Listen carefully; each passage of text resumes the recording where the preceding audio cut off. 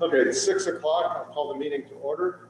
Pursuant to Governor Baker's March 12, 2020 order suspending certain provisions of the open meeting law, General Law, Chapter 38, Section 18, and the Governor's June 16, 2021 revised order, this meeting of the Berkshire Hills Regional School District School Committee will be conducted both in person and remote. In-person attendance will be limited to Berkshire Hills School Committee members, superintendent, and business administrator.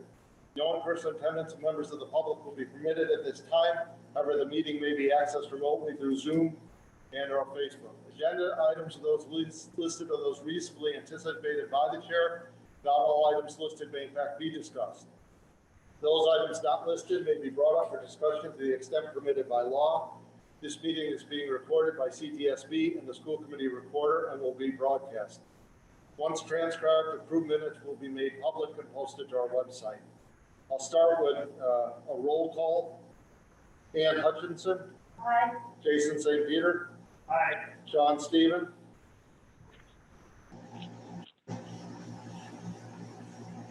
Bonnie Buffoni. Molly Thomas. Aye. Bill Fields. Aye. Diane Singer. Yes. Corey Sprague. Aye. Rich Tahoney. Present. And I am present. So we have two members not here as of yet.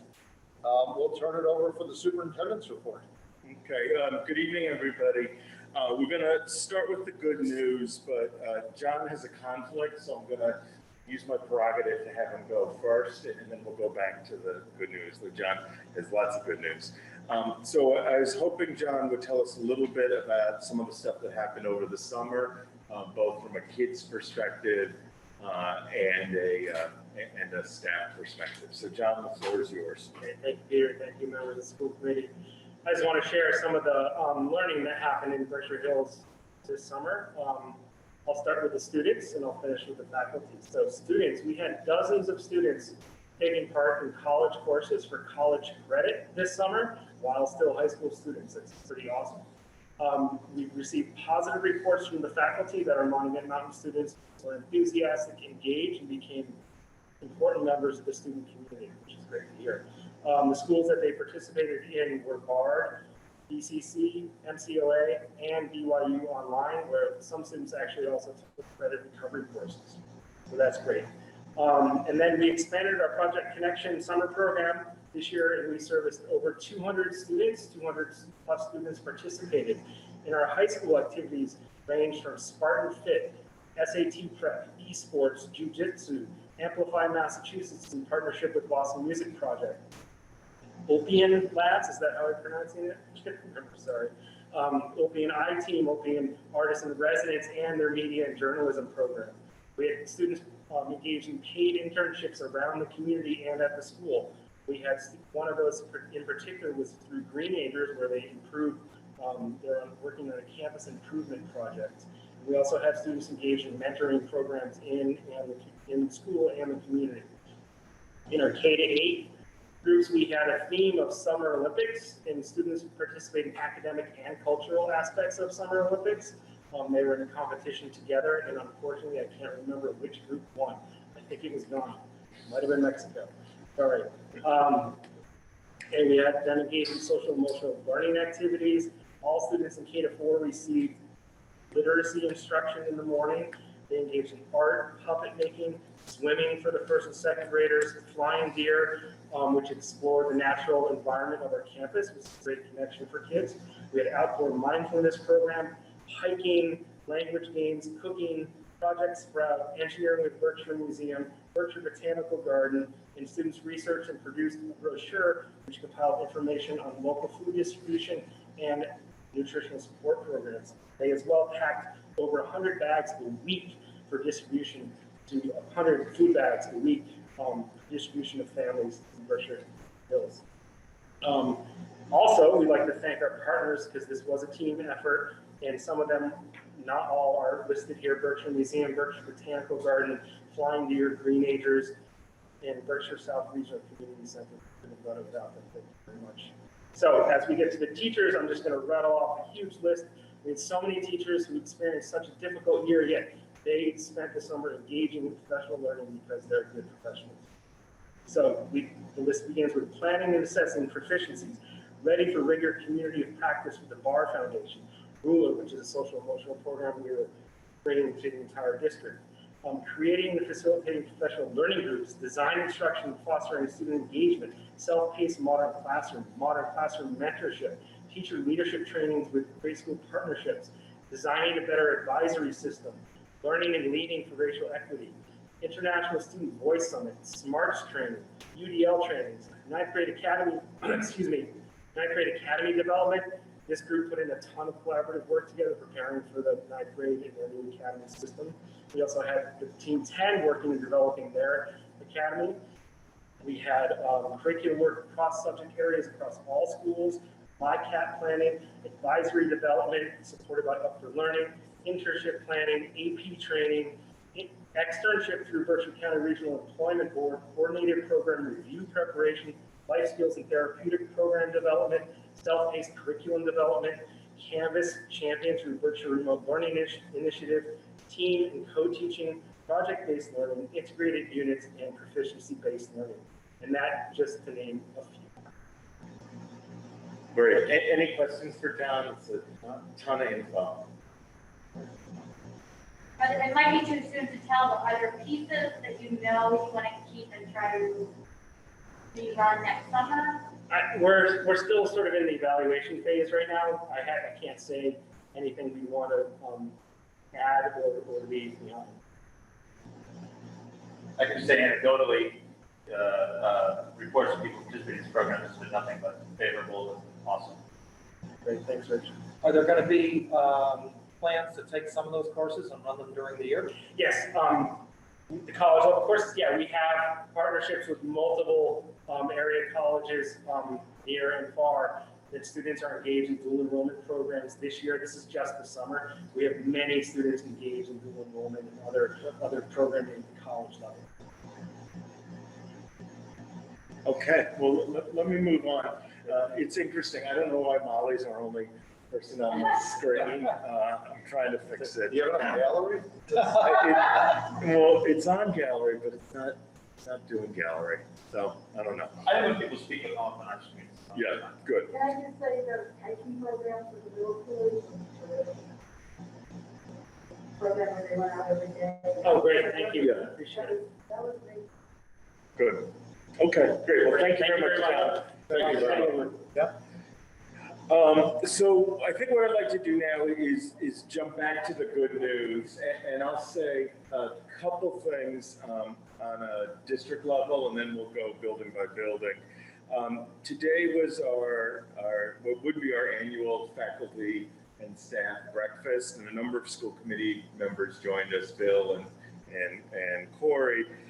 Unfortunately, it didn't seem to make sense to bring 300 people together for breakfast, so we did it out on the stadium field, and it was fun, and I think people are looking forward to a good year. Really interestingly, this is our largest group of new teachers in quite some time. I think we've got 20 plus new teachers, so we've got a mentoring program going. We had a series of meetings with them, and we brought in people with all different levels of experience. So brand new people, first time ever teaching, and people with 20 plus years of experience. Really interesting, diverse, fun, engaged group of people. So on lots of fronts, we're making some progress. I think what we'll do now is we'll start with Katie and work our way through. So Katie, could you tell us some exciting things happening at Muddy Brook? Hi, everybody. I always choose a theme. So the theme we have this year is that childhood is a journey, not a race. A couple of reasons why we chose that. And it just speaks to what we're aiming to do this year. So we really want to avoid the push for blind acceleration of learning that's predicted and kind of been really publicized about this COVID year. So we first and foremost are realizing that there's a pandemic that continues and that relationships matter. So we're definitely going to use a lot of our early time to build that right up. Also, we want to take some time, maybe a little less time than we have in the past, but to determine the actual, where the kids are actually and in their academics. And then we want to make sure that we address those needs after identified really deliberately and equitably. So all of that, knowing that we still have whole children here who have been through quite a bit and need maybe some catch up, but we're just going to do the best we can. Today we had a wonderful meet and greet. I had a chance to meet a lot of the parents and the kids as they brought their kids in. We staggered it a little differently than it's been done in the past years to make it a little safer. And then they were able to grab a piece of watermelon on the way out. Many were really appreciative of being able to be in the building. I think it was really helpful that people got to be in the space, having not been able to do so in quite some time. And also the opportunity to just meet people and connect faces was really good for us. Well, from noses up, but yeah, so that's where we are at Muddy Brook right now. The modus operandi for the year, I think, is just to allow the schedules, SEL, social emotional learning stuff that's already in place, and benefit from PD coordination district wide to, move along steadily and have the kiddos experience a little more than last year, but still be safe. There's one development that is kind of neat and actually very helpful for me from the very beginning is there's a natural period in the day which has been developed so that teachers can meet and have team meetings. And while the kids are with the specialist teachers, they're going to use this time to celebrate some of the typical Muddy Brook celebrations that they have had, and also maybe create some more that would celebrate a little bit of diversity that's going on. Of course, in a safe way, because they're separated into 4 separate groups, but they're going to work together to make the celebration amongst the 4 teams pretty consistent for kiddos, so that, replace some of that fun atmosphere in the elementary school that was, even though it's not a huge assembly or a big gathering, it's still a coordinated effort to work together and have some fun. So that's it from Lee. If anybody has, or Lee, it's it from Muddy Brook. And if you have any questions, please let me know. Anyone have any questions? Okay, so we'll move up to Ben and Du Bois. Ben, share some good news, please.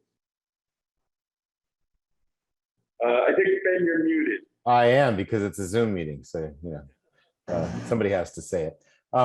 It's great to be here. Thank you. I just want to say before I even start how wonderful it is to have Katie Retzel and Cynthia Carey on board at the elementary school. They've really just joined the team, and it's just great to have a set of colleagues again who are coming on with great energy and a great vision. So welcome, Katie. I'm really excited. The past 2 days, we were able to start, as you can see, the W.E.B. Du Bois Regional Middle School. Every teacher got staff member got a t-shirt today. It feels really good to start our 2nd year as the Du Bois Middle School and really starting to invest in it. Last year, Katie said she starts with the theme, which is good. The words I've been using is, the last year or decade has been compromised by COVID. This is just going to be a year that's inflected by COVID, where things are going to come back, and we're going to come back roaring and still be safe. It was a good summer. We really gave staff time to either work on curriculum projects and do their work, or take the time they needed to be with family, friends, and just heal, relax, and be ready for the school year. And the payoff was these past 2 days have been a really strong 2 days back with the staff. Folks just came back ready to work, and we got down to business. It's probably the best opening that I've had in my 10 years here as principal in Berkshire Hills. What's really nice, we were able to end the summer with something we usually do in the spring, but because we were able to be outside, we had family forums. We had last week, we had a family forum in person at the school, which was well attended. I also had a Zoom family forum just this past Monday online, just to make sure that folks who either didn't feel comfortable coming to the school or to couldn't make it, could have it. The forums were great because they're just a place for people to understand what the school year is like, get a tour of the building, and ask questions. But the thing I'm really proud of is 2 Mondays ago, we also held a family forum in Spanish. So we partnered with Volunteers in Medicine, and it was organized by our new Du Bois Welcome group, which I'm really excited about. And it was a really great collaboration. We brought in many families who speak Spanish, who was just a group of families who haven't felt as welcome or as engaged or as had access to the school. It was a collaboration with Volunteers in Medicine as well as with Project Connection. The bus company, Massini, came, which was wonderful to really work out a lot of the bus routes, which is a major issue. So that was really huge, as well as a lot of our Spanish-speaking staff and programming. And it was just a wonderful moment of this value that we have around equity and serving all families, where we could have forums abound. It didn't matter who you were, whether you're online and concerned about health, whether you're on vacation, whether you came to the school in English or came to the school in Spanish. So it was just really, I'm proud and I'm really appreciative of the parents who are coming together to really support all of our families. And the school year is about to start. Lots of great developments. It's still the middle school. We still have 5th grade and 6th grade and Team Green and Team Orange for our 7th and 8th grade teams. But some really big developments, I think, that I want to highlight. In 5th and 6th grade, we usually have a 5th academic period. We're calling it What I Need Now, nothing that I made up.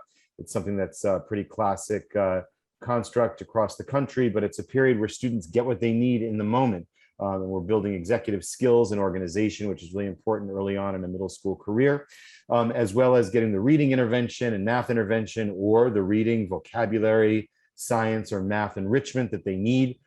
Plus, there's going to be time just to pick up your independent reading book and read. But it's nice because it's really pulling together a lot of the skills that we've been talking about through the years and the collaboration in teams. And the 7th and 8th grade teams, Team Orange and Team Green, are really taking advantage of the collaborative time to do integrated work. So we have a lot of projects going on that are integrated across humanities, our English and social studies curriculum. And we even have a pretty fun pilot going on with our new Spanish teacher and our English teacher and ESL teacher around Spanish language as English language and culture curriculum. The big thing, of course, that I'm always so proud of and want to talk about all the time is our teams. Our team is the core unit of instructional planning. And then, of course, crews are the core unit of community culture in our school. Miles Wheat, our assistant principal and crew team coordinator, so a representative from each team, spent the summer planning crew curriculum and crew instruction. And the teams couldn't be more excited. Really, almost every single teacher, Unit A, and even a bunch of other allied educators in the school are crew leaders. There's 35 crew leaders in the school. Each crew is a small group of about 9 to 12 kids. We have poked in crews in every corner of the school, classrooms, the stage, conference rooms. It's amazing. The reason why is every kid is going to be known by an adult really well, one adult at least in the school really well. It's a point person for families, but it's also the place where we're going to have kids really bring together and synthesize all of their learning. So we're going to talk this year about proficiencies, what kids need to know each quarter that's important. And then kids are going to learn about those things. Not a lot, not the 75 standards, but like the 12 important things that are happening in your grade. And the kids are going to have conferences, student-led conferences, where they're actually going to prepare their own presentation to their family that says, this is what I accomplished, this is what I'm good at, this is what I want to work on, here are my goals. To do that, we really have to essentialize the curriculum, and we can do that by having kids really prepare a lot of that thinking and do that reflection in crew. And it's also the place to have fun, do community meetings, do challenges, play games, celebrate birthdays, and also have important discussions about things that are essential, but also things that happen that are upsetting, something that happens in school that people don't like. We have a chance to really debrief it and talk about it. So I think that has a lot to do with really honoring children as humans and giving them a place to talk. And then lastly, I think it's just really important to talk about how we're working this year on equity and how we're aligning all of our professional learning, whether it's department meetings, our instructional learning groups, as well as a lot of the consultants that we're bringing on to do culturally responsive teaching. We're really looking at the middle school being a place where all students can feel heard and seen and have a voice. So it's really just, I'm pretty excited about the school year. Thanks. Great, thanks. Any questions for Ben? All right, so I'll share some stuff from the high school. Christy asked me to do this because she has a family commitment, and she'll be back with us at our next meeting. First thing is, and I think Buildings and Grounds will talk about this, but a big thank you to Steve Soul and his team. They did a ton of work across the district, but particularly in the high school. So Christy and her folks would like to thank Steve and his folks. There's a new seating area in the back hall where lockers came out, and that looks great. That's the first section of several in the high school beautification project. Larger, improved early childhood space with preschool opening in the fall, and we're pursuing our Chapter 74 application for that. So that will become an approved program, hopefully. We also received a $75,000 skills or capital skills grant for advanced manufacturing. That work is in close partnership with Steve Boyd and his business and a number of other local businesses. That's a big deal to invest in what used to be called vocational education, right? Career technical and vocational education. So we're really excited about that. At Monument, a huge change in staff. They're welcoming 13 new faculty and paraprofessionals, and they're bringing lots of energy. When Christy sent this to me this morning, there was a long-term sub English opening, and I think we've filled that, so that's good. There are a couple remaining paraprofessional positions to field. Sports are underway, preseason practice and practicing now, and we're planning a student tailgate for our first home football game against Lee on September 10th, assuming we're in good shape with COVID. Obviously, football's outside, so we have a little more flexibility there, but please come down and join us for that. The high school's moved back to a full 8-period schedule, and students are enrolled in the full array of course offerings again. The 9th grade team did a lot of work over the summer to prepare to the shift to honors distinction, and have great plans for welcoming the class of 25 to Monument next week. Another thing is probably the next email you'll get from me will be in reference to an application we put in with the Barr Foundation. So, you know, we had the Mass Ideas work support high school redesign from an educational perspective, not from a facilities perspective. We were invited by Barr to put in an application because they're following up on what Mass Ideas is doing, and we hope to hear early next week about that, but we're very excited about it.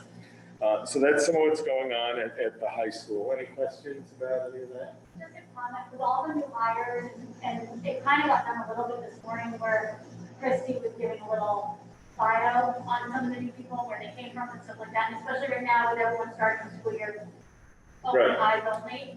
I don't know how much time it would take, but it might be nice to get pictures and little write-ups on the new people. Yeah. All the buildings. Yeah. And get them up on the website. No, we'll do that. It'll be in newsletters, and a little later in the agenda, I'm going to talk about Parent Square, which is the communication system that we moved to on a student recommendation.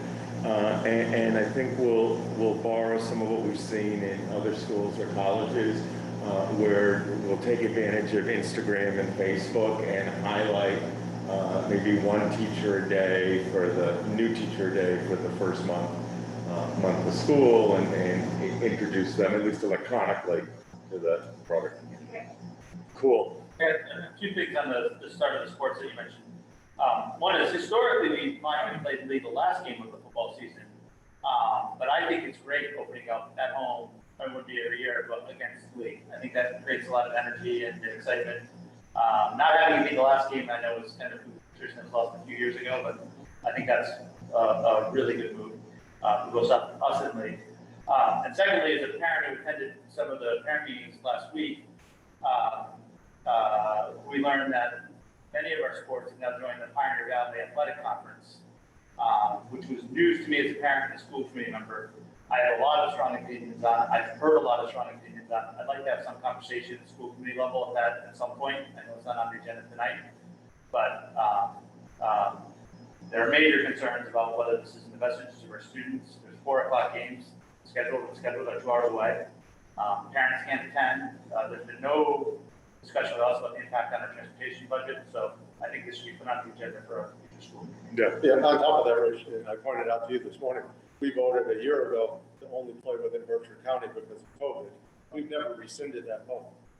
Oh, well, maybe we need sooner action on that then. I don't know how to do that. Yeah, we've never rescinded that vote. As of right now, the school committee's vote was that because to keep the cohorts within Berkshire County, we were not going to play outside. Yeah, I want to I'll go back and research it. I obviously wasn't prepared to do it tonight. No, that's I wonder if that had a sunset clause in it or not, or it was tied to prevailing conditions or numbers. But let me look at it. Yeah, that's good. If we need to schedule an off-schedule meeting, we'll follow But up. I do think it's. I view that as a minor issue. I think it's broader. There is, and you know, I don't let surprises, I never have. And I think the school committee should have been informed prior to the vote. And I also, I can think of a bunch of reasons, including not putting our kids on buses for hours. I think they can do better things than just sit on buses and go to sporting events. When I understand that there's less kids in high schools around here, but the only high school that's closed that I know is St. Joseph. So there's still teams that we could play within Berkshire County. So what I'd like to do, if it pleases the committee, is form a little ad hoc group to gather some information in advance of our next meeting, so we can at least present the facts as we know it in some framework, and then share an initial report with the committee, and then maybe charge the ad hoc group to dig a little deeper or take some. That sounds like a good idea. Come up with some proposals to come back to the committee as a whole. Good. So what I'd like to do now is ask Julian if you have any, and you may not because you've been on vacation, but if you have any student member items. No, I don't think we do. It's always been a camp for most of the summer, so it's been hard, but we're sort of in what we planned with Dr. Dillon last spring is sort of putting together a list of items and an itinerary of things that we can report on throughout the year and having some sort of ideas that we touch on each week and the bigger problems that we want to sort of address throughout the school and the things that you all are sort of interested in hearing about. So if you have any ideas or any sort of things to add, please send us an email of things that you'd like to be sort of kept updated on and you'd like to know about going on within the school. I think everyone's excited to go back to school full time. Even in masks, there's sort of a small price to pay for being able to go to school in some sense of normalcy. And I think we're all excited to see what happens to the lockers, to sort of be able to use that new space because those lockers were never used. So finally something that we can use in the outdoor classroom has been really great. And to see how this new schedule works. It's the third schedule that we've had in 3 years, maybe 4 years. So hopefully this one is here to stay and we'll be here for a while. Great, thanks, Julian. So the next thing, and we got some helpful feedback on this. Every year we present the school handbooks to the committee, and there's one for each Muddy Brook, Du Bois, and Monument. Monument, we inadvertently sent one with some, initially, with some appendices with old dates in them, and we went back and corrected it and sent a clean copy. I think I caught a lot of the feedback. There are always things we miss, and I think what I'd like to do is ask for a motion to approve them. Did you want to do it all together? Or Yeah, we'll do it all together. Okay. I have some. Yeah, but let's. You have amendments? Yeah. There's a money broken in the voice. Okay, so let's do one at a time then. It'll get too confusing doing it. That's fine. So why don't we make the first motion? Motion to approve the Monument Regional High School handbook. Seconded. Any discussion? I would like to propose an amendment to page 15 under the heading Progress Reports. Is this Monument Mountain? Monument Mountain, yeah. The first sentence of that paragraph reads, MMRHS teachers will update student grade reports using the online program Power School. I would like to amend it by striking will and replacing it with shall within a reasonable time, but in no event later than 5 days. Do I have a second? Second. Rich, you want to give any discussion on that? Yeah, I mean, I've talked to a lot of people about this in the past. I'm kind of anti the Power School thing. I think it's a sad day that the relationship between parents and public school teachers is reduced to an app, but that's where we're at, and that's where we've been at for a long time. But that is incumbent that the data that is in Power School is correct and updated, if that's what parents and kids are going to be relying on. And I think it's good. The handbook is designed so that there's clear expectations on both sides. So I just think, I think the 5 days, I think teachers should do it as soon as they can. I think 5 days is the outside date. It provides as much flexibility as possible. I'm not married to that. But when parents look in Power School, they have to the data is current. And the dumping of data in the week before report cards is not good. Peter, do you have any comment to that? Yeah, I get the intent of it. The only thing I wonder about is if you're English teacher working with 80 kids and everybody writes a 10-page paper, is it realistic to expect that you turn that all around in 5 days? Well, the 5 days is triggered when the grading is complete. Okay. So once teachers can do the grades, I'm talking about data entry. I'm not talking about teachers can grade on their own scale, when timetable, whatever they do. But they gotta do the data entry consistent with them. So you're saying once the marking period ends, they have 5 days to get? No. Once they graded a paper test, Okay. they gotta get that data into Power School in 5 days. They can't put all the data entry. This is under progress reports, right? Yes. Yeah, that makes sense. And just so people know that, I don't know, and I've had different people explain it to me different ways, is when things are loaded in a certain way and then things are entered, it shows a 0. So the kids will be looking on the grades and they got a 50, but I see my friend over here at 9, because they have 10 zeros, and then they say, but I did that. The teacher just hasn't entered it, and it's been scored as 0. And it all gets fixed at the end. It's just the confusion around it is totally unnecessary. Well, I mean, and I think what you're saying, right, in part is that the purpose of sharing feedback is so people can make changes. And if you wait till the end of the marking period or the end of the semester, then that window's closed. That's absolutely the case. And parents are parents don't get notes home anymore that Jimmy's failed pre-tests. They're supposed to be looking on Power School to find that out. Yeah. What happens is it just creates a lack of reliance. You just end up not looking at Power School because you can't trust the data that's showing up there. So that's like why you have the system. Okay. I just worry, That's fine. to me, it seems more of like a training and expectation setting thing. I don't know that putting 5 days in here would change anything.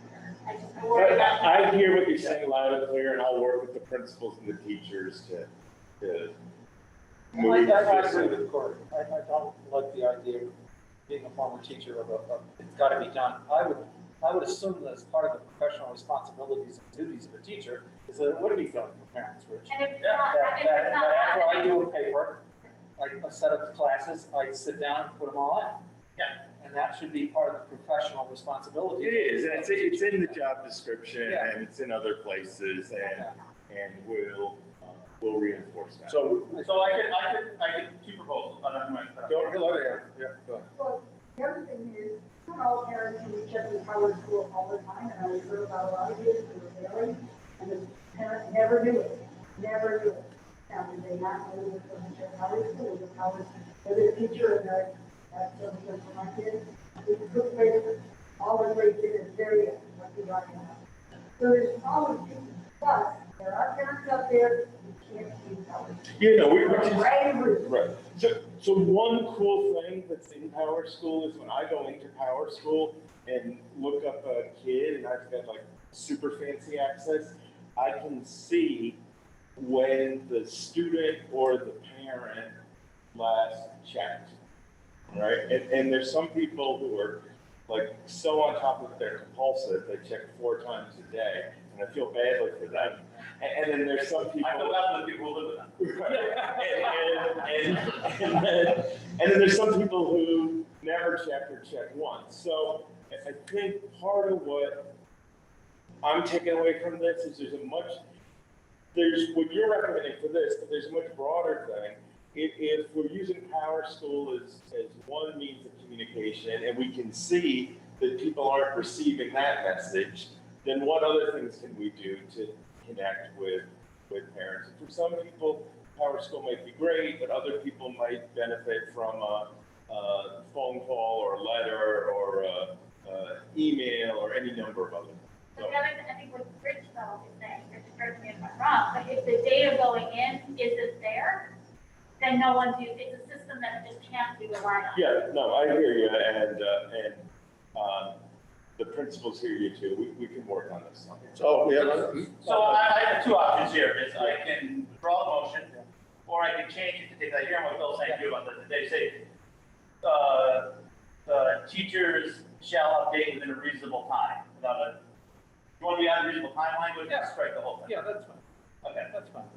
so I amend my motion, or withdraw my motion, my new motion is to just add the language that minor run teachers shall, within a reasonable time, update student grading reports using the online program. Right.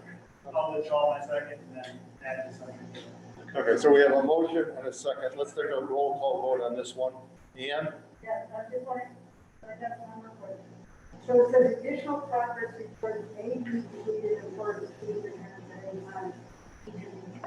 What does that mean? Does that mean writing, does that mean call the parent?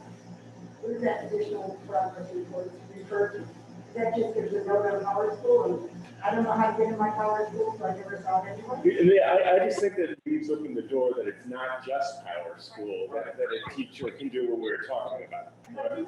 That needs to be clear to teachers or kids failing. They need to make definite contact with the guardian parent, whoever. Because there were kids who failed that year and their parents never knew. Yeah, no, that's what we don't want to have. For sure.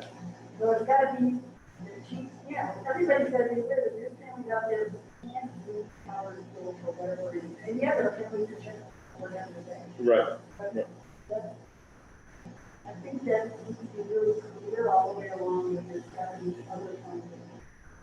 Well, and I think again, what you're talking about are multiple interventions, right? So we start with Power School.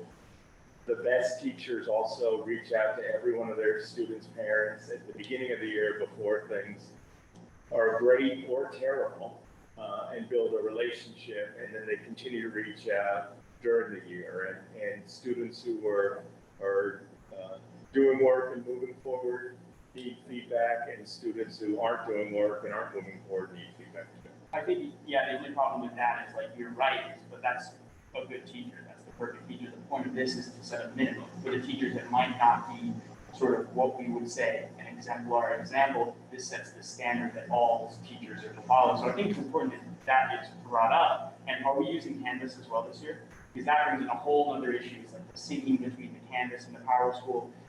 There were times last year where it got to the very end of the marketing period and I wasn't even sure of my grade. So are we using Canvas this year? Yes. Okay, so I wonder if there's a piece in there that maybe it's not just Power School, that there's specific language including Canvas saying that teachers have a responsibility to keep Canvas and Power School updated. Maybe changing Power School to Canvas as well, or maybe even taking away Power School and just including online programs. I would rather have that online program than you're not pigeonholing either one. I mean, the one thing is this is a handbook, so it's not like we're writing a policy. Right, yeah. A handbook's year to year. Yeah. We're certainly going to be using Power School this whole year. So we could leave it as Power School, which is the formal record, or we could expand it to be Power School and Canvas if you prefer. And I just want to say, there's also a responsibility on the students and the parents' part to reach out to the teacher. It's not just the teacher has to reach out to the student and the parent. It's got to be on both sides.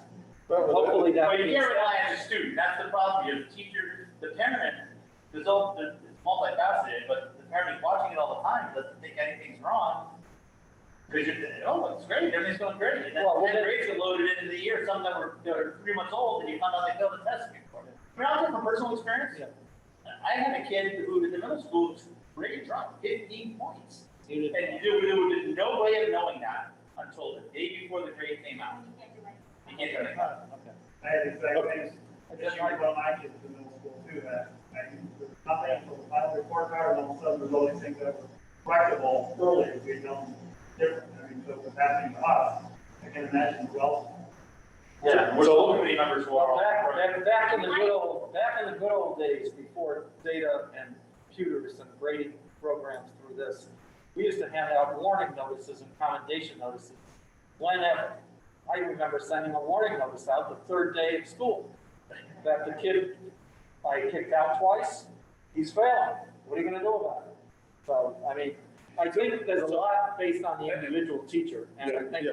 I think It's that's loud and clear, I think. this language works, and then I've got an obligation, I'm hearing you loud and clear, to sit down with the principals and the teachers and reiterate the importance of ongoing formative feedback so that students are afforded the opportunity to make changes. And parents particularly need to know about what's going on so they can be partners in that. Okay, so we have a motion, and we have a second to the amendment. So, Ann, It's the amendment. Just to put it within a reasonable time without. Jason, Aye. Molly, Aye.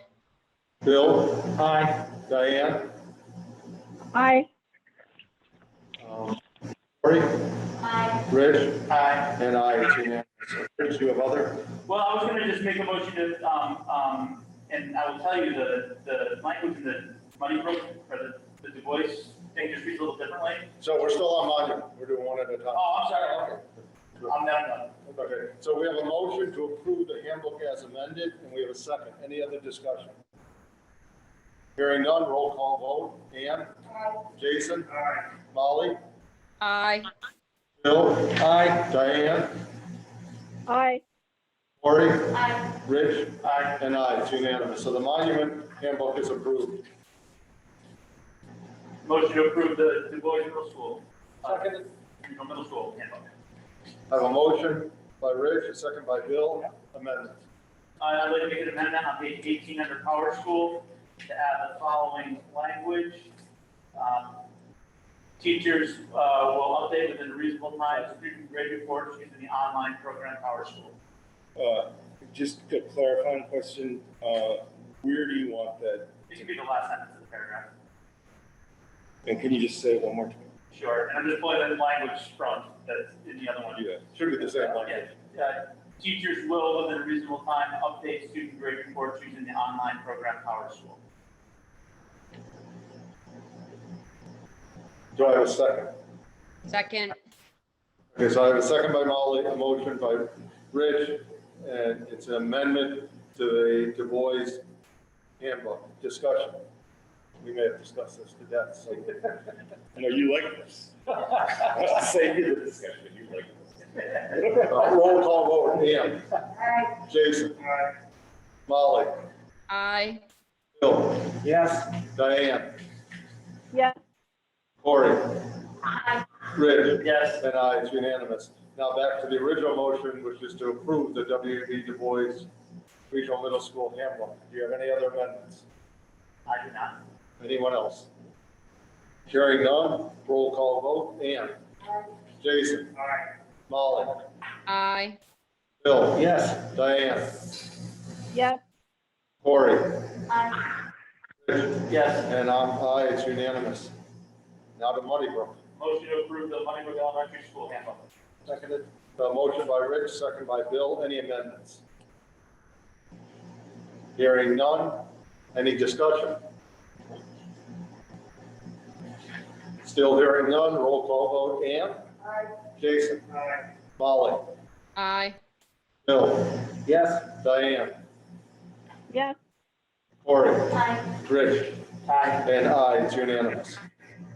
Okay, so thank you all for that. We'll make the 2 changes in each, the high school and the middle school one, and we'll get these out to parents. Seems to me that there are families who can't communicate using literate methods. So I think it's important that the guidance counselors, teachers identify those people, they should refer to our community commission and out. Yes, yeah. But I think it's important that everybody gets this together. I walked in just by having to for someone else that elementary school today, and gives the elementary school. Students, families, and nothing but. Okay. Yeah, but it's a point well made, and we'll do that, and we'll do that also in collaboration with the folks at BIM. Can I just, the online versions of these, I don't remember, I think it's the W. Du Bois one, all the, every single subject is a hyperlink. So I don't know who's I don't know how that happens, but if the other 2, because most likely these will be accessed online and we're not gonna print hundreds of these. Right. But when you go on this, you can click on each hyperlink rather than having to scroll through, right, 100 pages of information. So just knowing how much important stuff is in here, and that we ask that each section is made into a hyperlink at the table of contents that it's much easier to access, because this is very overwhelming. Does that make sense? So like, No, I totally get what you're saying. like is that The one who wrote the one who doesn't. yeah? So I think the other 2 just be made to do that, so it's so much easier to use. So if all of these are blue, indicating that they're hyperlinks, and then these you have to manually scroll. You guys look at it online. You have No, I know. 89 pages of information. Oh, I see what you mean, yeah. So you go to the handbook, you want to see what policy is Yeah, right, on, yeah. like after school something, and you just go click on it, and you go right Yeah, there. that's A project in the web design class. That sounds. Right, like I don't, It's not gonna be this year, you're gonna tell me. no, I think I can do it this year. I don't think I can do it for Monday, but this one's good to go. We'll put these ones up the way they are, and in a few weeks, we'll do it. Okay, good. Erica Milky, go ahead. Thanks, Steve. I just wanted to point out that for those of us that are joining remotely, it is extremely hard to hear some of you guys communicating. And particularly, I couldn't hear anything Ann was saying. I mean, I know the masks are making it really complicated, but if you guys could maybe just, I don't know, like just speak super Erica, clearly towards the mic. It's not just you, it's me too. The air conditioners are also on, so we'll all work really hard as our speech teachers taught us to enunciate. And I'm torn. We could turn off some of the air conditioners in here, which may help, but. I mean, then you guys might all pass out or something, so. The meeting, Right, yeah. That's how you start a meeting, right? Yeah, that's one of the reasons that if this continues and we're wearing masks, one of the reasons that we could go to completely remote, because it is hard to hear even while you're in this room. So we'll work on it, and if we don't improve, we may have to talk about that. We've never followed through on the suggestion that we use one of the outdoor classrooms for a meeting. We don't have Wi-Fi yet. Yeah, that's a little bit of a problem for us. So. Why don't we use Wi-Fi and be open to the public then? I'm a big believer that we've had more people in attendance at meetings using these virtual meetings than we've ever had before. That's right. I mean, how many meetings have you sat at one of the schools and the only people in the audience were maybe Terry or other than staff? And so that's the only reason I've really fallen for these meetings, because I want people to hear what we're saying. If we're going to do something good or stupid, let people know about it. That's the only reason. Okay. Moving along, school opening. So obviously school starts on Monday, and we're really, really excited to welcome kids back. The buildings, as I mentioned, look great. The floors are shiny. Steve's people have been working hard. The secretaries and school staff have been working hard. We continue to operate, and some of this overlaps with the COVID-19 stuff, but there's still very specific federal guidelines around busing and bus capacity, and we're working through that and trying to figure out ways we can be flexible and get more kids to programming at Berkshire South. And the Massini Bus Company has worked with us to solve a whole number of problems, so I'm happy about that. Other questions, and I'll get to, I think, the rest of it in the context of COVID-19. Other questions or things people are wondering about connected to school opening?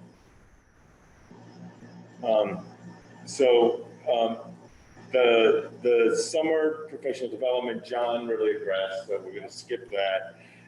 The vacancies, we still have a few paraprofessional vacancies, and we're working on that. And I'll likely come back to the committee sometime with a plan around how we can recruit better for paraprofessionals and maybe develop a career ladder. So somebody could start as a paraprofessional and then maybe go to a different role and then ultimately land in a teacher role. So I'll come back to you on that. Connected to vacancies, I'm also starting to be involved. There's lots of diversity, equity, and inclusion work, but there's a group connected to MCLA that's trying to do some work around that connected to recruiting and retention. So I'll share some updates on that soon. I think that's really it for vacancies. The COVID-19 update. So the big news is on Tuesday morning, or before, but they met on Tuesday morning, the commissioner asked the Board of Elementary and Secondary Education to give him the authority to do a mandate for universal masking. They did 9-1 with one person opposing, and the next day he shared guidance around that universal masking for everybody in schools through at least October 1st. I'm very proud of our committee. We were one of the first districts in the Commonwealth to get ahead of this and do that. And now I think we're one of 3 to have a vaccine mandate for staff. I think we were the first. I know we were. No, we were the first, but now I think there are 2 others. So I think that's very exciting. One of the things that the commissioner did say, and he's going to share additional guidance on this, is in addition to the universal masking through October 1st, he set a very specific target that if a school community, like a building, had a greater than 80% vaccination rate, staff and students combined, then he will later share additional guidance that that building will not have to wear a mask. We need to sort of see the details of it and get additional medical advice. I think it's highly likely that the high school's already way above that number, so that's a real possibility. Until there's a pediatric vaccine, I don't think mathematically the middle school can get there because only 12 and up are eligible. And it might be close, but I don't think they can get to 80%, and obviously the elementary school can't. So we'll wait for the commissioner for additional guidance on that. There are lots of links to the DESE website about this. The big changes are we're going to go ahead and do much more focused testing than we have in the past. And that's funded through the state and CIC and the Broad Institute. We'll be doing weekly pool testing. It has another name now that's more attractive than pool testing, but it remains pool testing. And then we'll be able to use the rapid tests, not just for symptomatic people, but for everybody. And I think we'll have access to PCR testing as needed. So we're getting more information on that. The CIC is running it, and we're moving forward. I also hired a floating nurse for 2 to 3 days a week And I don't think she's on the personnel report, but it's Robin Aloisi, and she's going to work closely with our existing nurses to help manage some of the workload around it. It also gives us a potential cushion if one of our nurses gets sick themselves or is out. So I think that's good. Great. Glad to hear that. On the 80% thing, is there a way you have plans of how you're capturing that information? Yeah, so and this is really interesting. So I read a legal opinion that our nurses have access to the state database for vaccines, and the legal opinion states that I can authorize or empower the nurses to check that, and that's good. But it won't capture the totality of people that are vaccinated. So some number of our staff live in New York or Connecticut, right? So if they got vaccinated there, they won't show in the database. So we'll reach out. But what we'll do is we'll go through the state system first and sort of see everybody who's vaccinated, and then we'll have a subset of people that appear to be unvaccinated, and then we'll reach out to those people and give them an alternate way to share that they've been vaccinated, and then we'll narrow it down to a very small number that aren't, and we'll reach out to them about getting vaccinated, demonstrating a medical exemption, or requesting a religious exemption, and we'll move forward from there. So again, I feel really good about that, and I think we're moving in a good direction. We're going to be masked in school almost all the time. The exceptions are mask breaks, which would typically be with the windows open, eating meals or drinking, or if a staff person is alone in a room, then they don't need to wear a mask. And when people are outside, obviously they don't need to wear masks. From an athletics perspective, outside athletes don't have to wear masks. Inside athletes do. So the most relevant thing now is volleyball. Right? So they would wear masks inside. I think that's the bulk of the COVID thing. They're very specific sort of scenarios that DESE and the Department of Public Health put together that give guidance around all sorts of different contexts. This is nuanced and complicated, and the guidance has changed some since last year. So while we'll still try to do some social distancing isn't a requirement. There's some other things like that. So everybody asks me, and I can look it up, but mostly I'm going to defer to the nurses and the public health people around this. The other thing is out-of-state travel is not explicitly discouraged or prohibited as okay. So again, I think we're in pretty good shape. Everything has unintended consequences through policies, and I might be jumping the hurdle here a little early, but this October 1st aspect, I understand that we're going to get clarification. I'm reading some from other states who have put some of that type of thing in, and they say that if so many people are vaccinated in the building, all those vaccinated people don't wear masks and the unvaccinated people do. In a high school setting, to me, if that might be the case, I think we have to be very aware of bullying and discrimination being applied to those people who are wearing masks, and that concerns me greatly.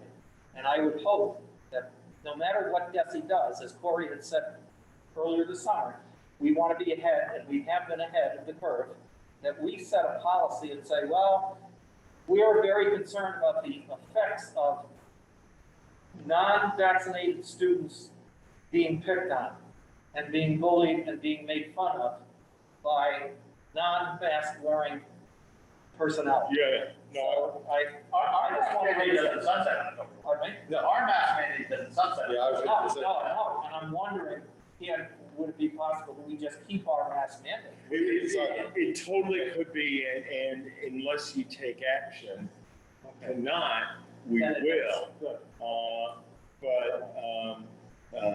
I think we solved that problem with the vaccine mandate. Yes, I agree. So I have one question for the audience. Amanda Hanlon Hockler, go ahead. Hey, Peter, I just had a question around COVID exposure. And I know last year, if someone in the class tested positive, you would quarantine and send the whole class remote for a few days. But I know that SC is also requiring in-person school with no remote option. So are you going to, can you tell me what the plan is if someone in the class tests positive for COVID? Yeah, I mean, I'm happy to tell it to you, but I don't have the guidance right in front of me, and it would be very, very easy for me to misspeak on it. So what I'll do is I plan to share it with the whole school community anyway, and I'll do that. There are a couple different approaches. There is a quarantine and remain in school approach, which is one of the things that DESE is proposing. There are a range of approaches, but let me share the guidance and the range of scenarios. And I'm working with the nurses on getting out a simple to digest like 1 or 2 pager around what most likely will happen in most scenarios. There are a whole sort of host of other things that could happen, but stay tuned, it's coming. Okay, yeah, I guess my concern is that if you send a whole class remote, at least they're meeting with their teacher remotely, but in a situation last year, you know, a bus full of students would be quarantined from lots of different classes, and there wasn't really a great plan for kind of engaging with those students academically. But if you get back to us, that'd be great, because if kids are going to be out of school 8 to 10 days at a time, like that affects families and work hours, and what are we going to do with kids and how are they going to get educated? So I appreciate your To clarify my language, one of my really strong nurses is on the meeting and sent me a text. What I was trying to refer to is called test and stay, and that's a particular situation if somebody is a close contact and not symptomatic. So this is doing what you're talking about, which is trying to keep them engaged in school and monitoring the heck out of them, like on a daily basis, to see that things are okay. all right, I think that's awesome. Yeah, and nicely, as you're talking, another nurse reached out and reiterated it. So I'm leaning on the nurses on this, because it's their job to totally understand this.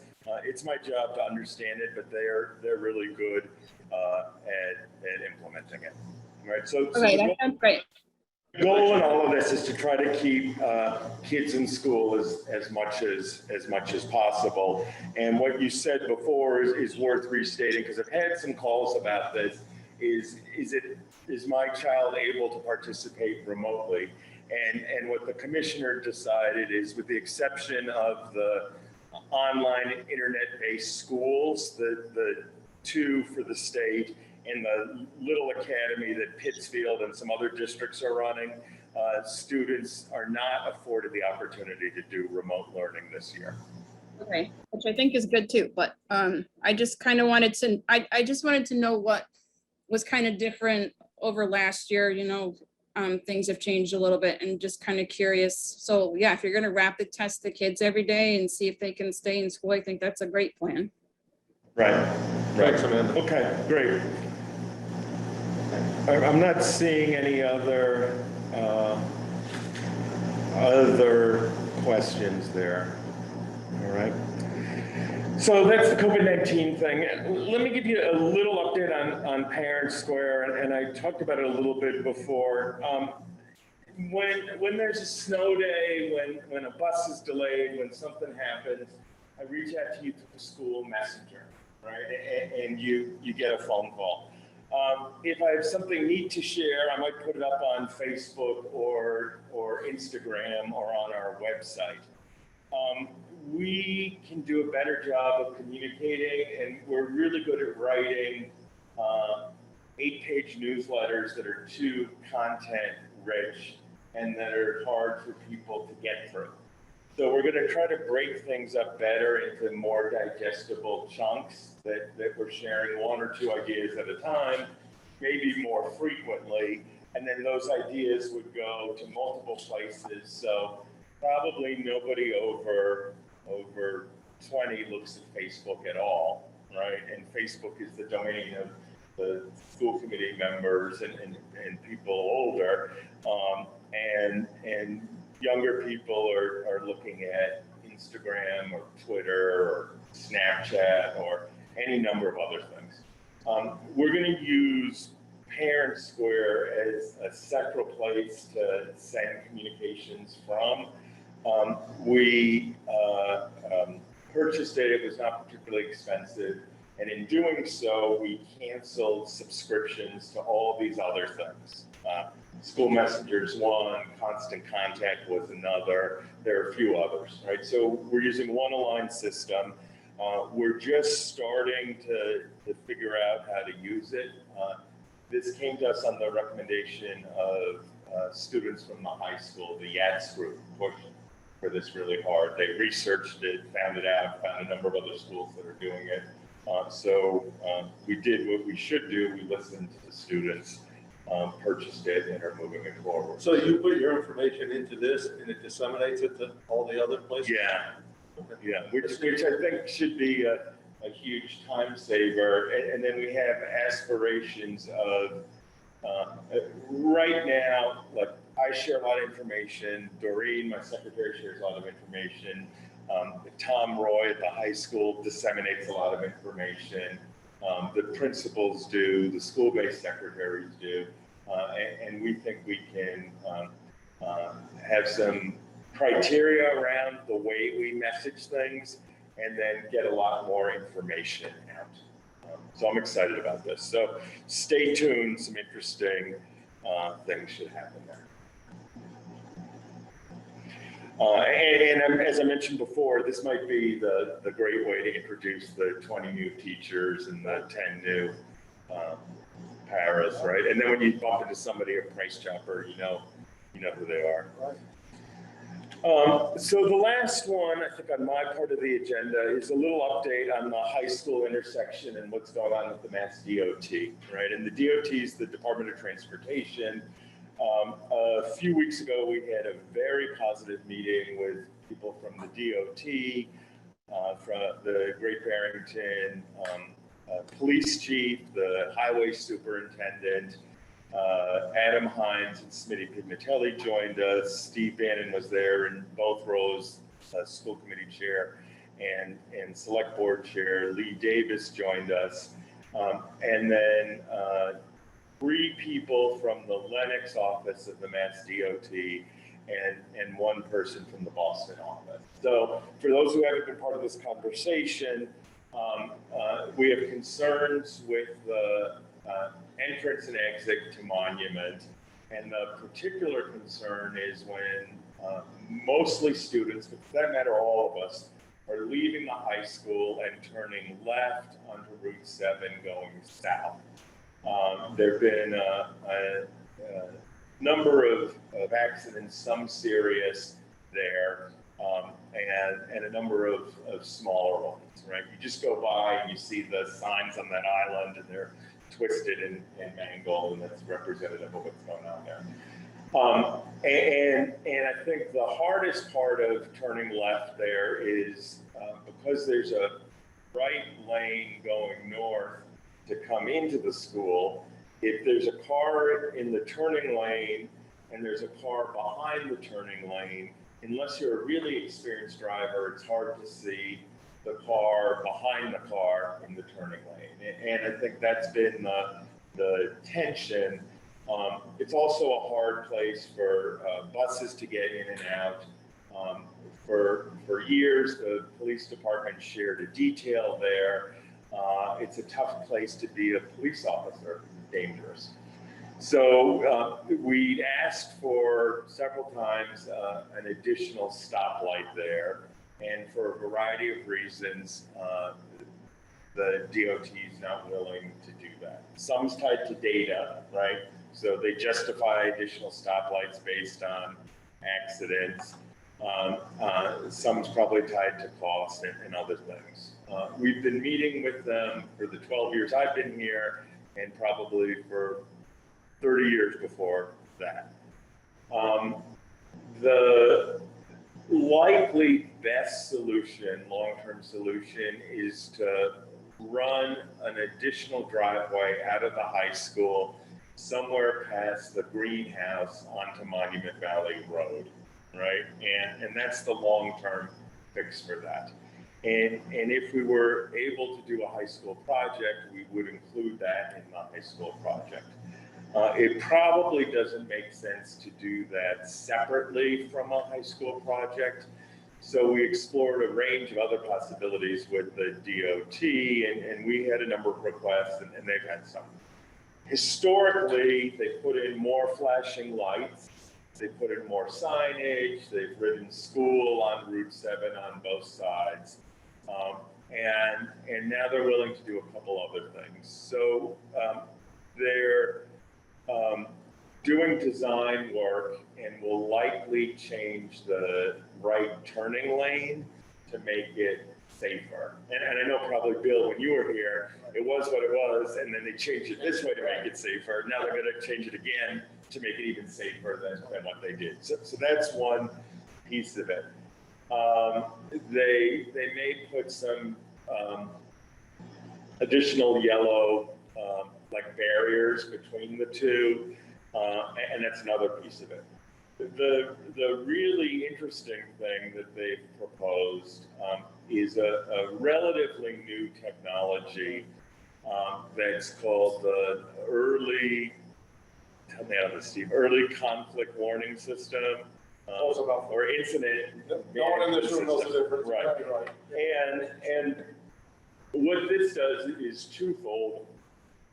It's based on a sensor, and there would be one as you leave the high school that would watch electronically for traffic coming north, and it would flash and indicate in some way that there's an oncoming car, hold your horses, or that there's a break and now's the time to go, right? So that's really interesting. There would also be a similar signal that's facing the exit that would alert oncoming traffic that somebody's trying to exit and to be mindful.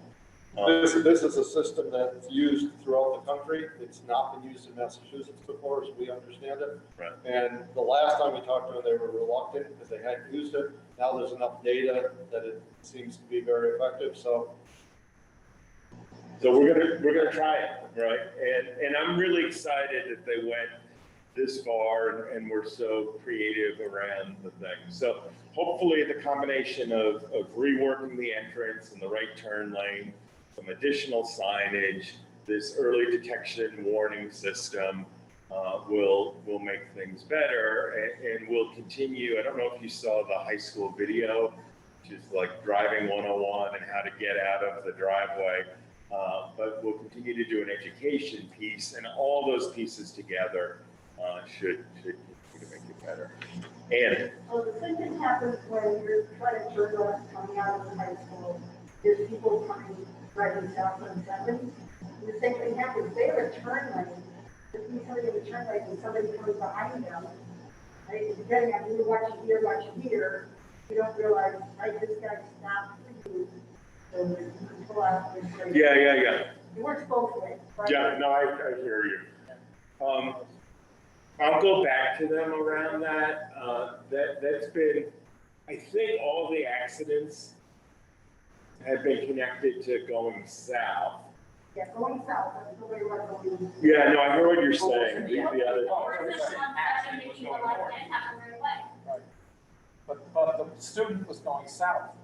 You're right. Wasn't this student was turning left towards Great Barrington? Yeah. That's headed south. Oh, that's out. Yeah, that's fine. And my direction. But there was, to take Ann's point, many years ago, I don't know how many years ago, there was a rear end on person coming from Stockbridge to go in.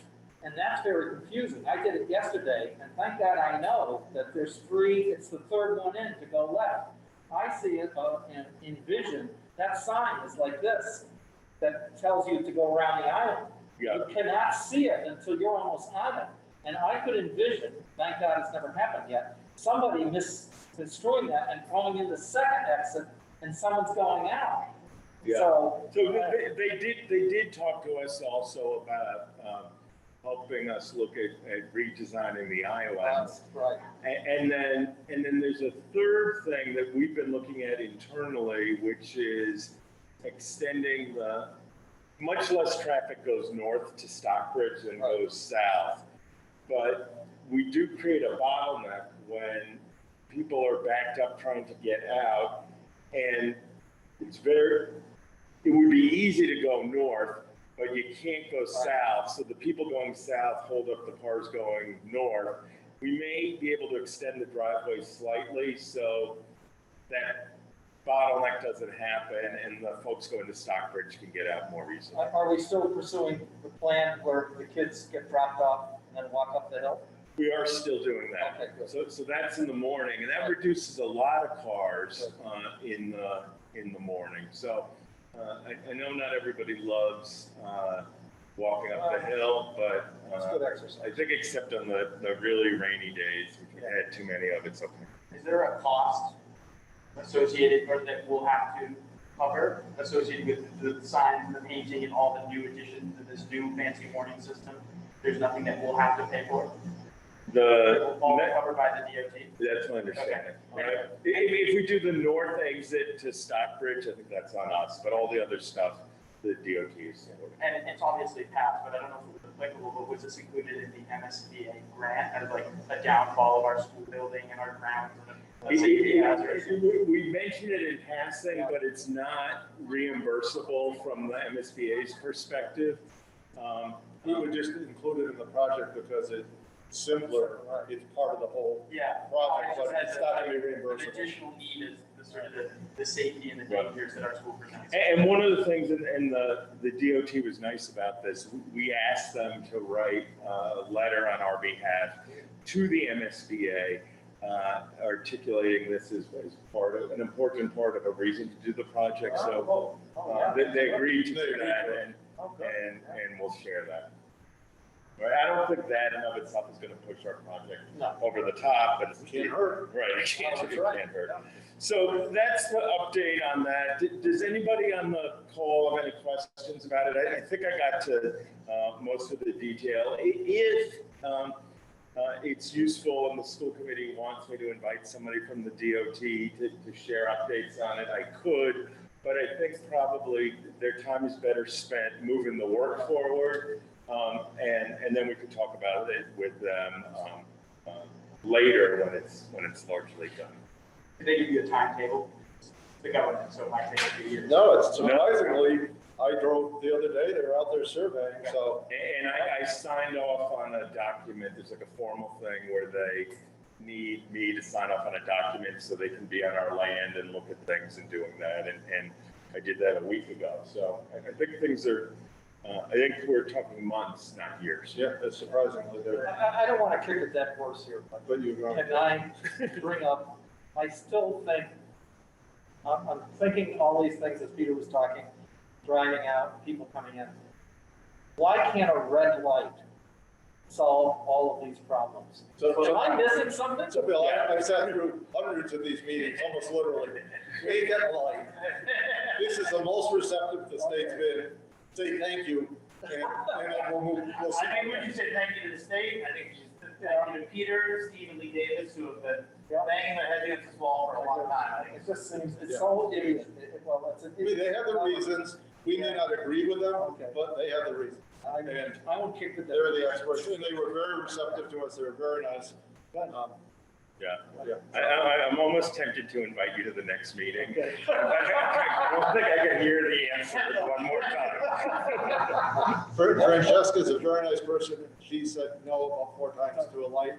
First time we met, she was very clear, and I'm glad she was. She didn't string us along. He said that's, you know. The other thing, and I feel very supported by my colleagues, but Steve Souls reminding me that to lay people, a light is a panacea. Right. But to actual traffic engineers, a light can create all sorts of problems. So ironically, guess where the most accidents are on that stretch of Route 7? Yes. At the Money Valley light, right? So, They were very clear about that. yeah. Okay. So I'm excited about this, and we'll I think let's be gracious and accept it and try it out, and I will never ask that again. and gather some data.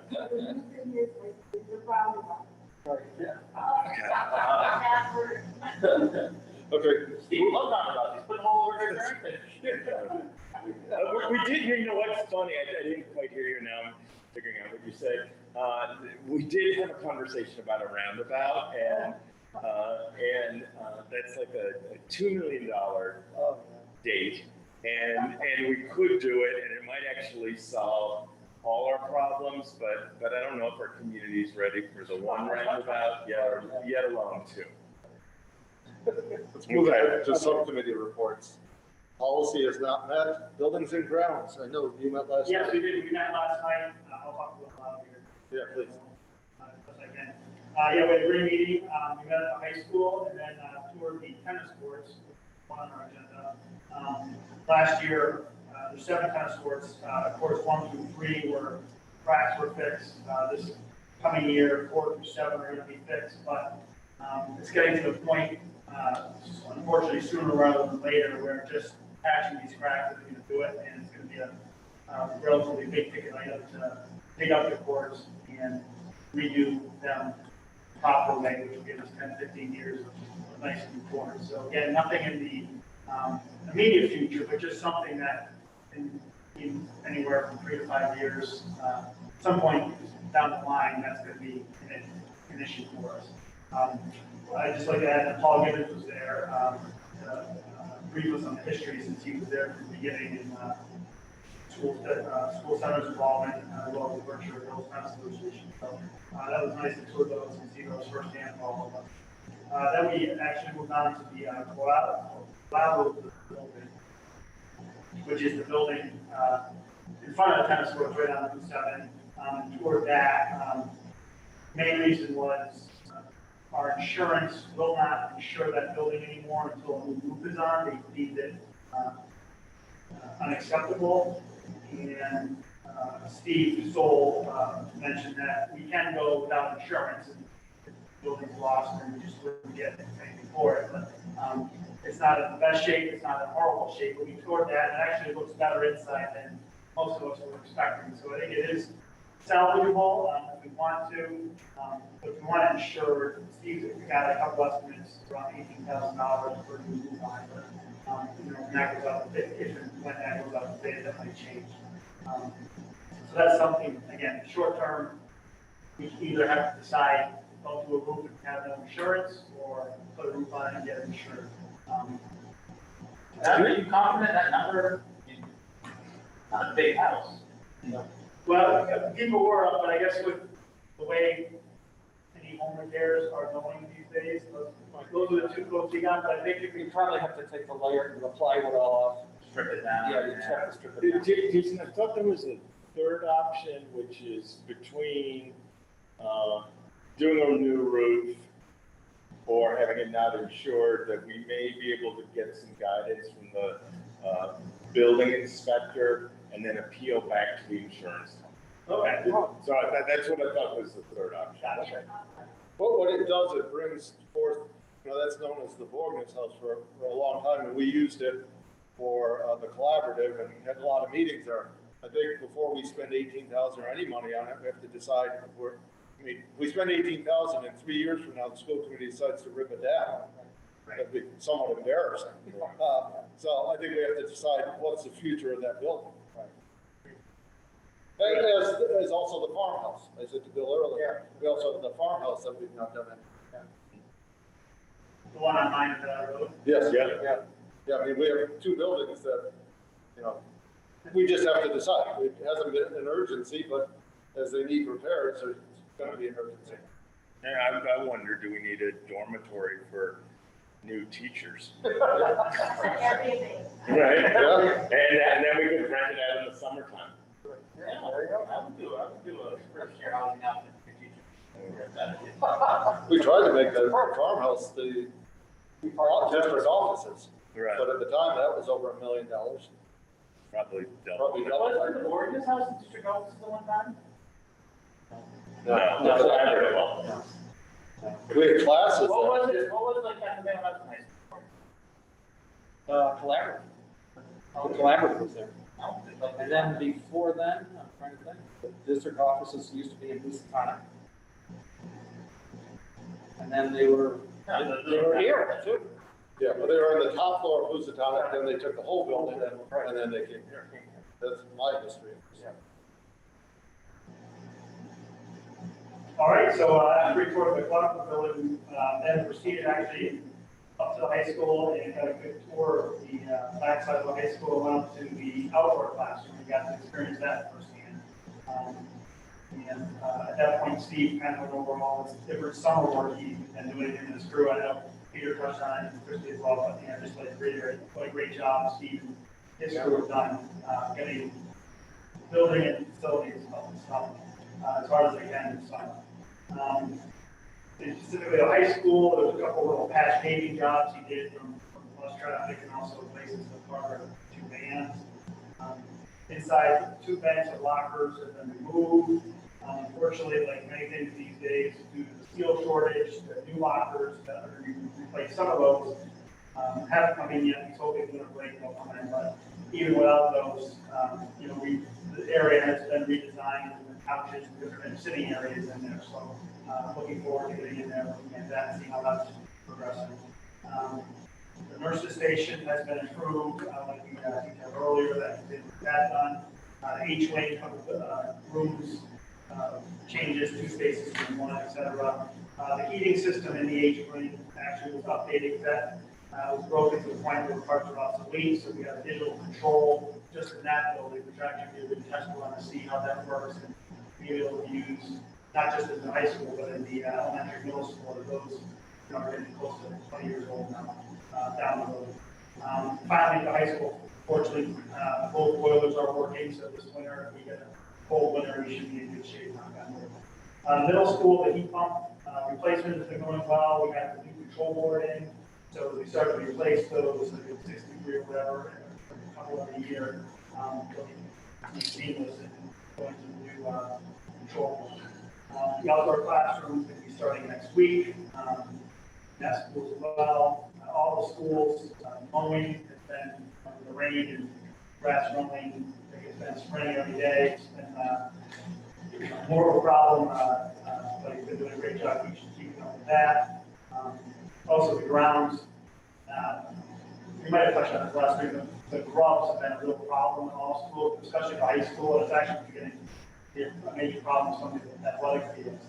I guess the worst is the outfield in baseball, which is the girls' soccer field, that these grubs, pack the grass, they kill it, and it turns to dust, and then it rains, it gets muddy, and then it dries, and it becomes really hard, and it can actually be safety factors.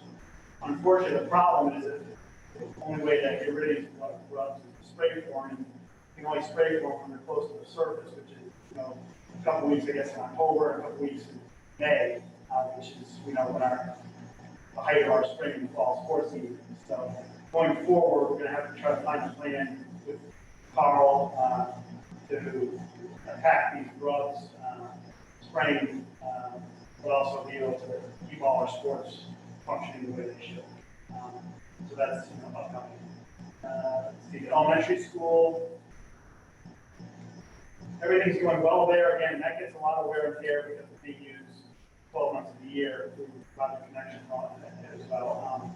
Also this year, the heating in the classrooms for all year plus all summer, and the humidity in the summer has been taking an extraordinary amount of physical heating, but again, the staff doing as good job as they can keeping up, and should be good to go for entering the school year. Going forward, good shape, the chiller, and, we touched on multiple times, the chiller here at the elementary school, will be going out to bid, next week or two, and hopefully we'll get that fixed. Winter break, the last thing on the agenda was the MSBA, and there was been no official word. Again, that's coming up quickly, so, already, end of August, so hopefully September, November, December, we'll hear positive from there. The last thing is, we're thinking that we need another joint meeting with the finance committee at some point in the next, hopefully sometime in the next few weeks, to get the two-track approach going, whether we get the MSB approval or not. Let's get that scheduled this week for our finance meetings. Remember, if you understand. Yeah, that would be perfect. Okay. Hey, one thing. Yeah. A quick update on the MSBA. I'm working on sending them an updated letter. You probably saw in Eagle the recent census news. So our 3 towns population is up, as are Otis and Sandusfield, 2 of our feeder communities. And I think that's particularly unusual in Berkshire County.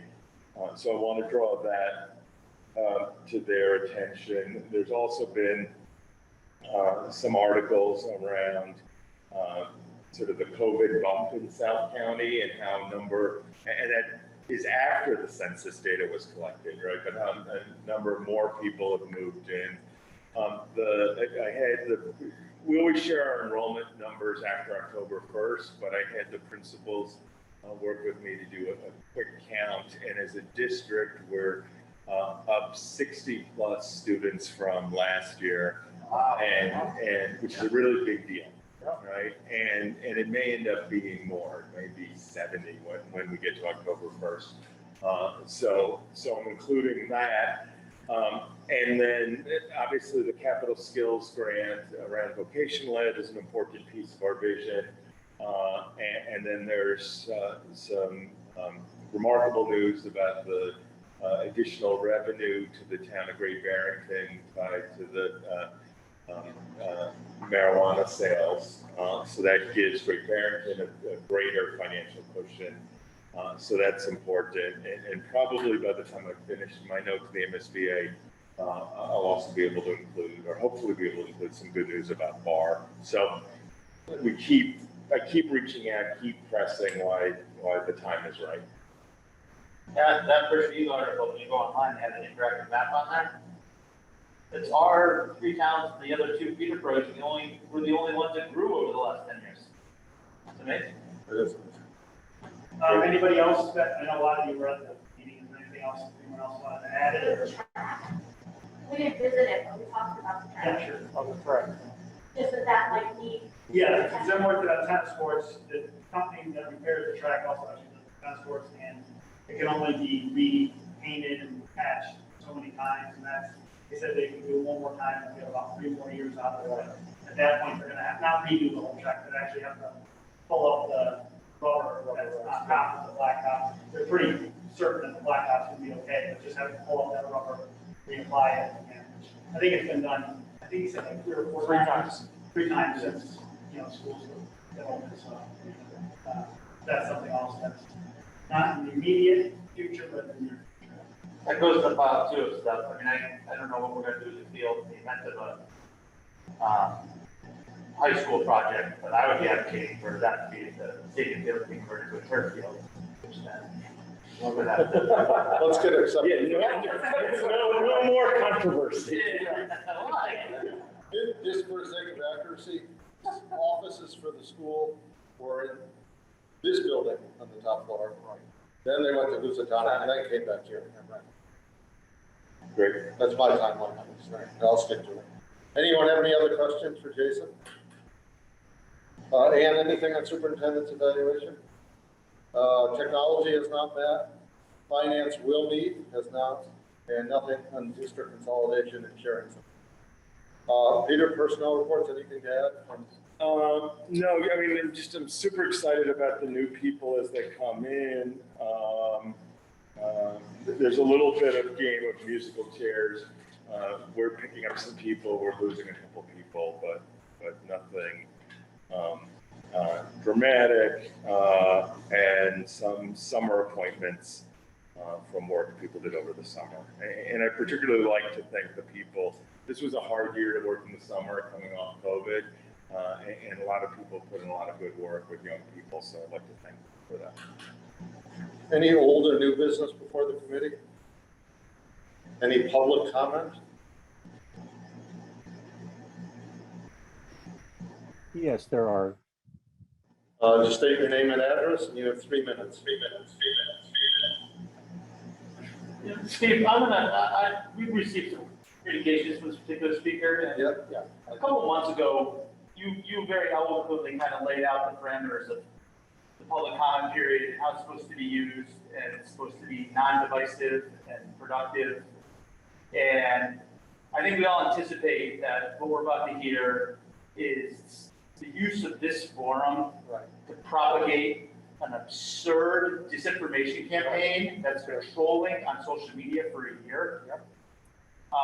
The way it was framed to us was particularly insulting and accusatory and intended to bully and still A point of order. Point of order. No, I'm sorry. I have a point of order. You can wait, please. I have a point of order. Wait, thank you. Joe McCarthy did too. Go ahead. I think so. I move to adjourn. I have a point of order. The public is allowed to speak. What are you talking about adjourning, please? The public does not have a right to speak except at public hearings in the state of Massachusetts. So it's the will of the chairman to decide whether the public is going to speak. And your email spoke for yourself.